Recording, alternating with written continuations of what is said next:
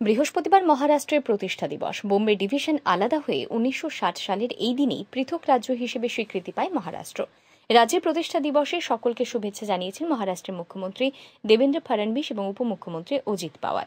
মহারাষ্ট্রবাসীকে শুভেচ্ছা জানান প্রধানমন্ত্রী নরেন্দ্র মোদীও।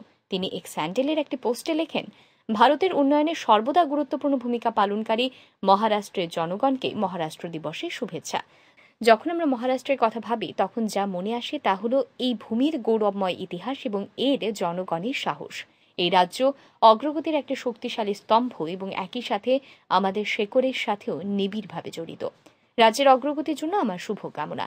রাজ্য জুড়ে একটি সরকারি ছুটির দিন হিসেবে পালিত হয় মহারাষ্ট্র দিবস। আজকের দিন সরকারি অফিস, স্কুল এবং প্রতিষ্ঠানগুলি মহারাষ্ট্রের সাংস্কৃতিক প্রাণবন্ততা এবং ইতিহাসকে প্রতিফলিত করে বিভিন্ন উৎসব অনুষ্ঠানের আয়োজন করে। ব্যুরো রিপোর্ট, আর ই নিউজ।